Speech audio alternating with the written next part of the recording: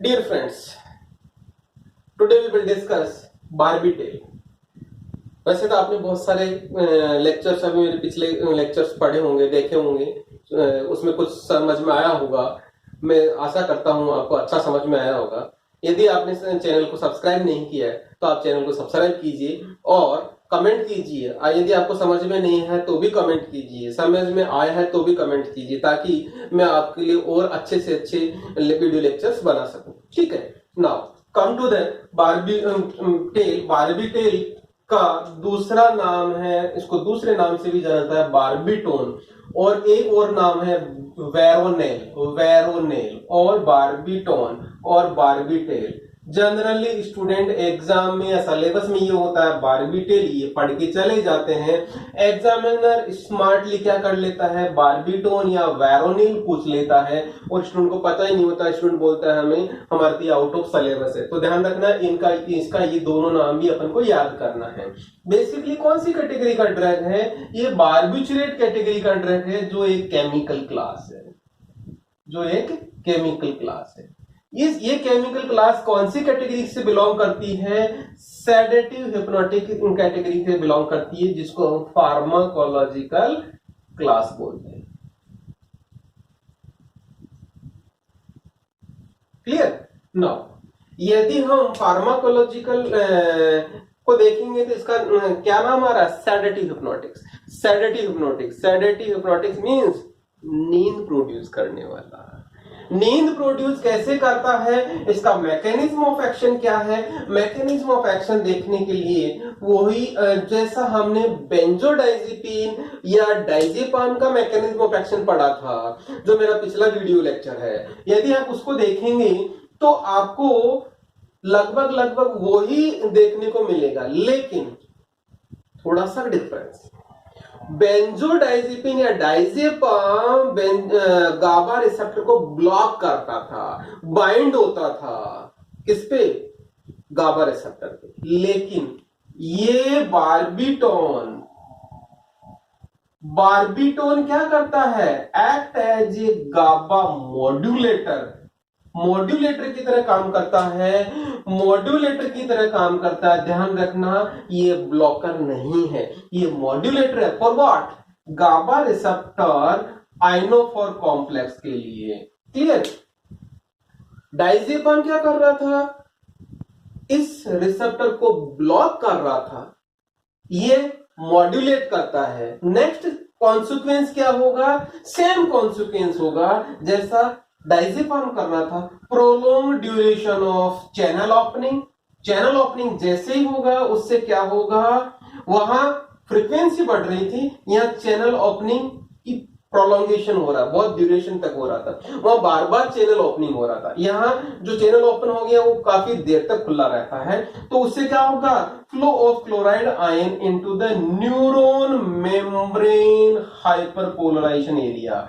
What will happen, जैसे chloride ज्यादा अंदर जाएगा तो क्या होगा, उस न्यूरॉन का हाइपरपोलराइजेशन क्या होगा, सब्सिडाइज हो जाएगा। सब्सिडाइज होने से क्या होगा, उस न्यूरॉन की एक्साइटेबिलिटी में डिक्रीज होगा, न्यूरॉन एक्साइटेबिलिटी डिक्रीज होगा, न्यूरॉन एक्साइटी नहीं होगा और हाइपरपोलराइजेशन ही नहीं होगा, तो क्या होगा, उसमें कॉमिंग इफेक्ट आएगा, न्यूरॉन का कोई इफेक्ट नहीं होगा, means that will be settle down to clear in calming condition.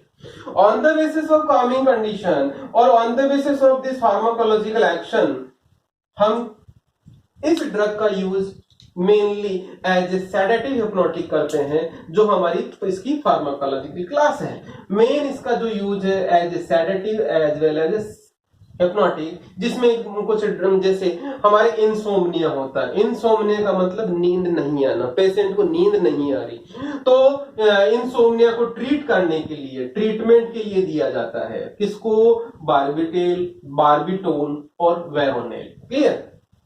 दूसरा है एंजाइटी। एंजाइटी का मतलब बेचैनी हो रही है पेशेंट को बेचैनी हो रहा, उस कंडीशन में भी इसको ट्रीट करने के लिए दिया जाता है। क्लियर है? ये तो इसका ह्यूमन यूज हो गया। जनरली इसको वेटरनरी प्रैक्टिस में भी इसको यूज किया जाता है। ठीक है, ये है इसके मेन यूजेज। तो इस तरह से बारबी डॉल आता है, लेकिन ये डॉल नहीं है, ये हमारा ड्रग है that produce sedative hypnotics, barbital, barbitone, veronal. Clear? Now come to the structure of barbital. This one is the barbital structure. इस बारबीटेल स्ट्रक्चर को याद कैसे करना है, मैं आपको याद करने की आज बहुत अच्छी टेक्निक बताता हूं। ठीक है, देखना। सबसे पहले मैं एक रिंग बना रहा हूं जिसमें 6 मेंबर्ड रिंग है। 6 मेंबर्ड रिंग में नाइट्रोजन 1,3 पोजीशन पे है। इसको हम बोलते हैं पायरिमिडीन। इसको हम क्या बोल रहे हैं? पायरिमिडीन। ध्यान देना, पायरिमिडीन का मतलब क्या है? 6 membered ring containing 2 nitrogen at 1,3 position known as pyrimidine. Clear? Now ध्यान देना, इसका मैं थोड़ा सा डेरिवेटाइजेशन करता जा रहा हूं, समझना, बहुत अच्छा समझ में आएगा आपको। pyrimidine को मैंने क्या किया, मैंने यहां पे इसका एक डबल बॉन्ड सेचुरेट कर दिया। एक डबल बॉन्ड सेचुरेट कर दिया तो ध्यान देना, ये मैंने सेचुरेट कर दिया, तो हाइड्रोजन लगाना पड़ेगा। हाइड्रोजन लगाना, इसका नंबरिंग कैसे करेंगे? ध्यान देना, नंबरिंग या तो आप इधर से भी कर सकते हैं और इधर से भी कर सकते हैं। इसकी बात कर रहे हैं। अब इसकी बात करेंगे तो दोनों नाइट्रोजन पे ध्यान देना, दोनों नाइट्रोजन पे, एक नाइट्रोजन पे हाइड्रोजन है तो नंबरिंग हम करेंगे इस नाइट्रोजन से, तो नंबरिंग हमारी होगी 1 2 3। ध्यान देना, 1 और 2 पोजीशन पे हमने क्या लगा दिया? 2 हाइड्रोजन, तो क्या नाम हो जाएगा इसका? 1,2 डाइहाइड्रो। क्या नाम है? पायरिमिडीन। ओके, नाउ नेक्स्ट यदि मैं फिर से आगे मैं बात करता हूं, सेम एक हाइड्रोजन और एक डबल बॉन्ड और सेचुरेट कर देता हूं। सपोज मैंने ये वाला कर दिया और ये वाला कर दिया, ये एज सच रहा, तो ध्यान देना नंबरिंग वही रहेगा 1 2 3 और 4 5 एंड 6। इस कंडीशन में ध्यान देंगे, इस कंडीशन में कौन कितनी पोजीशन पे हाइड्रोजन लग चुका? 1 2 3 एंड 4। तो क्या कहेंगे आप इसको? 1 2 3 4। क्या लिखेंगे? Tetrahydro pyrimidine. Clear? Now next, यदि मैं इसके सारे बॉन्ड को सेचुरेट करूंगा तो क्या नाम हो जाएगा इसका? देखेंगे, सारे बॉन्ड को सेचुरेट कर दिया तो इस तरह से इसका स्ट्रक्चर आएगा। ध्यान देना, इस कंडीशन को क्या बोलेंगे? ध्यान देना, एक तो नाम होगा इसका पर हाइड्रो पायरिमिडीन। पायरिमिडीन। क्लियर? या इसका नाम लिखेंगे हम क्या? कितने थे यहां पे? 4, यहां पे कितने हो गए? 6 हो गए, तो यहां पे क्या लिखेंगे? Hexa hydro pyrimidine. क्लियर है? इसको हम क्या बोल रहे हैं? पर हाइड्रो या hexa hydro pyrimidine. Clear? Now मैं इसमें थोड़ा सा चेंज कर रहा हूं। फिर से चेंज करने के लिए ध्यान देना, मैं थोड़ा लॉजिक लगाना, समझना, मैं जो बोल रहा हूं उसी पे स्ट्रिक्ट रहना। तो देखना, हाइड्रोजन लगा रहा हूं, हाइड्रोजन लगा रहा हूं, मैंने यहां पे बाहर की तरफ कीटोन फंक्शनल ग्रुप लगा दिया।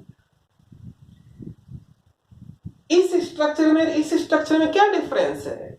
इस स्ट्रक्चर में और इस स्ट्रक्चर में ध्यान देना, डबल बॉन्ड मैंने एक्सो साइड लगाया, not endo.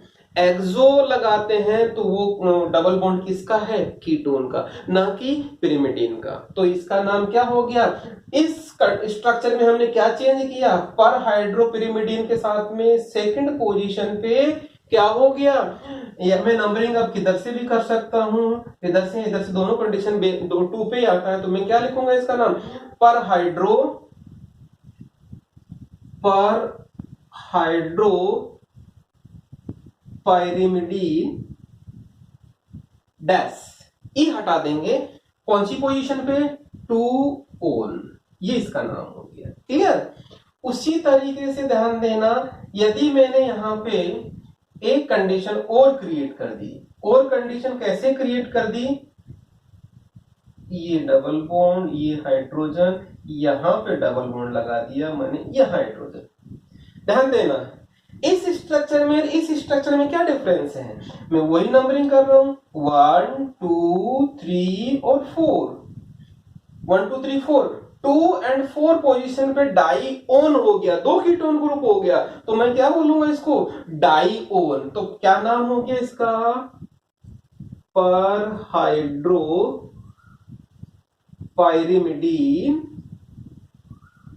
Dash 2 4 dione. Clear, I think so समझ में आ गया होगा। नेक्स्ट और एक डेरिवेटाइजेशन कर रहा हूं, क्या कहेंगे, देखना, मैं वो का वही स्ट्रक्चर बना रहा हूं, वही पिरामिड पर हाइड्रोपिरिमिडिन रहेगा, यहाँ पे कीटोन ग्रुप है, यहाँ पे कीटोन ग्रुप है, और यहाँ पे कीटोन ग्रुप है। क्लियर, तो ध्यान देना इसका नंबरिंग सिस्टम कैसे कहेंगे, यदि मैं नंबरिंग 1 2 3 4 5 एंड 6, क्लियर, इसका क्या नाम लिखेंगे, देखना, पर hydro pyrimidine 2 4 6 ट्राईओन।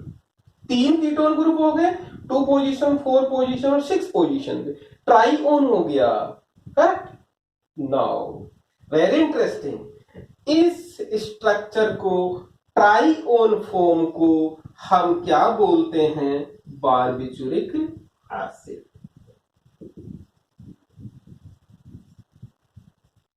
That is equal to barbituric acid.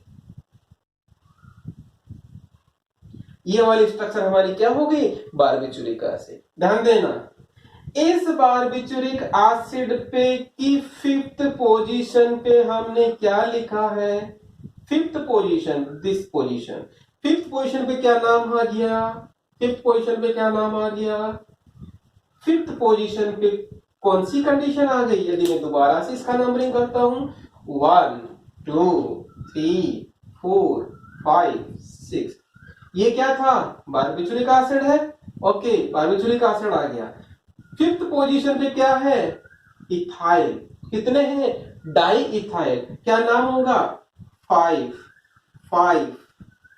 Di ethyl बारबिचुरिक acid, ये आईपीसी नाम इसका।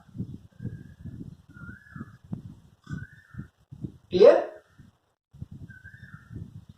दूसरा नाम यदि आप लिखना चाहें तो इसका क्या लिखेंगे, बारबिचुरिक एसिड की जगह क्या नाम लिख देंगे, पर हाइड्रोपिरिमिडिन 2,4 ट्राईओन। तो दूसरा नाम क्या हो जाएगा इसका, दूसरा नाम हो जाएगा इसका 5 डाई इथाइल पर हाइड्रो पायरिमिडीन 2 4 6 ट्राईओन। ये इसके 2 आईपीसी नाम है। फ्रेंड्स बताओ आपका नाम समझ में आया कि नहीं आया, स्ट्रक्चर याद हुआ कि नहीं हुआ, बारबिचुरिक एसिड है कि नहीं, बारबिचुरिक एसिड का स्ट्रक्चर समझ में आया नहीं है, बेसिकली पिरिमिडीन रिंग का सब्स्टिट्यूटेड और डेरिवेटाइज्ड फॉर्म है ये वाला, दैट इज बारबिचुरिक एसिड पर हाइड्रोपिरिमिडिन 2,4,6 ट्राईओन, और इसकी 5th पोजीशन पे हमने 2 इथाइल ग्रुप लगा दिया, तो ये क्या हो गया, बारबिटेल, बारबिटेल या barbitol. Clear friends, synthesis of barbital, synthesis of barbital शुरुआत करते हैं हम, ये हमारा है एसिटिक एसिड। एसिटिक एसिड क्या है, एसिटिक एसिड का तो आपको स्ट्रक्चर पता ही होगा, CH3COOH। इसकी एक हाइड्रोजन को हमने क्या किया, क्लोरीन से सब्स्टिट्यूट कर दिया, तो क्या कहेंगे इसको, क्लोरो एसिटिक एसिड। ठीक है, क्लोरो एसिटिक एसिड है। हमने किसकी रिएक्शन करवा रहे हैं? Potassium cyanide. पोटेशियम साइनाइड बहुत सिंपल रिएक्शन है। KCl बाहर निकल जाएगा, KCl बाहर निकल जाएगा, साइनाइड अटैच हो जाएगा। ये साइनाइड अटैच हो गया। कौन सा रिएक्शन है ये? First reaction nucleophilic substitution reaction. Nucleophilic substitution, nucleophilic का मतलब न्यूक्लियोफाइल है ये साइनाइड न्यूक्लियोफाइल है, अटैक करेगा। यहाँ पे ये पार्शियल नेगेटिव चार्ज होगा, इसे पार्शियल पॉजिटिव होगा, इसे पार्शियल नेगेटिव होगा। इस पे ये न्यूक्लियोफाइल अटैक करेगा और साइनो डेरिवेटिव बन गया। साइनाइड डेरिवेटिव का बहुत इंपॉर्टेंट रिएक्शन है। हम हाइड्रोलिसिस करते हैं, एसिड में कन्वर्ट हो जाता है। तो ये हमारी दूसरी रिएक्शन है, एसिडिक हाइड्रोलिसिस। एसिडिक हाइड्रोलिसिस जैसे ही एसिडिक हाइड्रोलिसिस हो गया, ध्यान देना यहाँ पे CH2 पे 2 कार्बोक्सिलिक ग्रुप है, CH2 पे 2 कार्बोक्सिलिक ग्रुप है। इसका नाम है मेलोनिक एसिड। इसका क्या नाम है? Malonic acid. मेलोनिक एसिड का बहुत सिंपल तरीके से हम अल्कोहल के साथ में एसिड की प्रेजेंस में रिएक्शन करवा रहे हैं, तो एस्टरिफिकेशन हो जाता है। कार्बोक्सिलिक ग्रुप और अल्कोहल ग्रुप एस्टर बनाते हैं, सबको पता है। तो ये हमारी थर्ड रिएक्शन हो गई, कौन सी? एस्टरिफिकेशन। एस्टरिफिकेशन, एस्टरिफिकेशन में क्या हो रहा है? Simply water molecule, 2 water molecule निकल रहा है और इथॉक्सी ग्रुप अटैच हो रहा है। क्लियर? ये दो, तो इसको क्या बोलेंगे? मेलोनेट एस्टर या इथाइल मेलोनेट। क्या बोलेंगे? Ethyl malonate. ठीक है।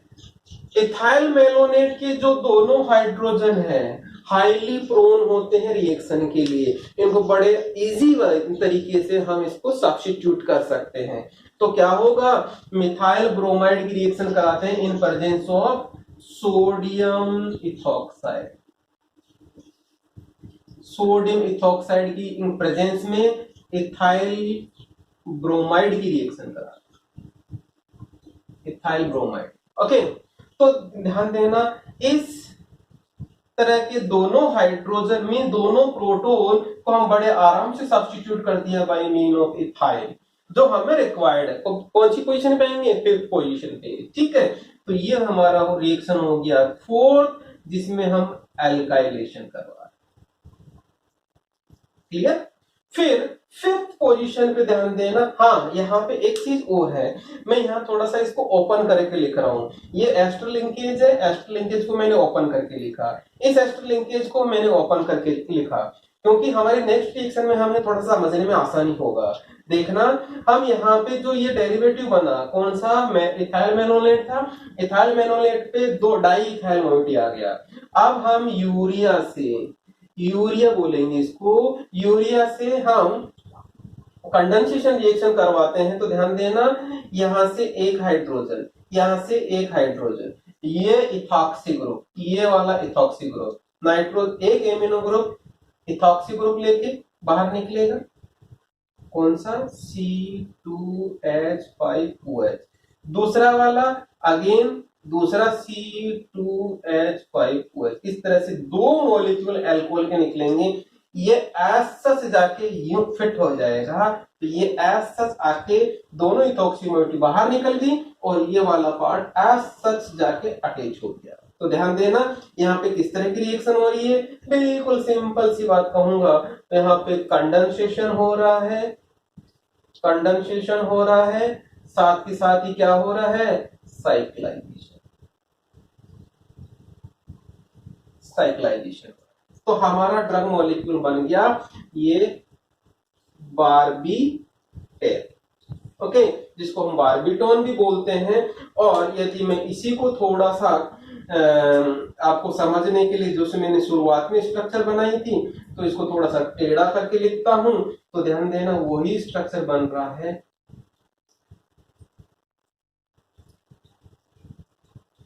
ये मैंने दोनों नाइट्रोजन पे लगा दिया, ये कीटोन ग्रुप लगा दिया और ये C2H5 एंड C2 H5। यही वाला तो था जिसको हमने क्या बोला था, बारबीट्यूल। इस तरह से हमारा सिंथेसिस हो गया। Come to the summary of the synthesis. पहला हम क्लोरो एसिटिक एसिड पे न्यूक्लियोफिलिक सब्स्टिट्यूशन कराते हैं by mean of sodium potassium cyanide. Red position जुड़ने के बाद में हम उसका एसिड हाइड्रोलिसिस करते हैं तो मेलोनिक एसिड बनता है। मेलोनिक एसिड का हम एस्टर बना लेते हैं तो इथाइल मेनोलेट बनता है बाय मीन ऑफ एस्टरिफिकेशन।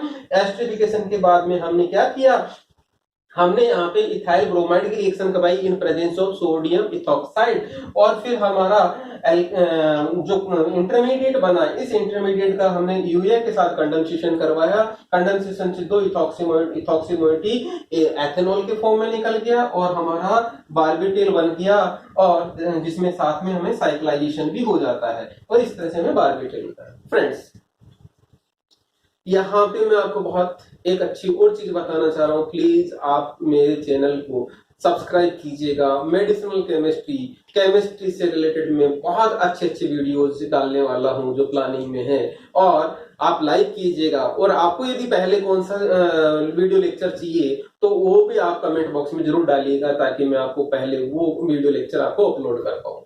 ठीक है, और अपने फ्रेंड सर्किल को, अपने बाकी को लोगों को भी शेयर कीजिएगा और सब्सक्राइब कीजिएगा। Thank you.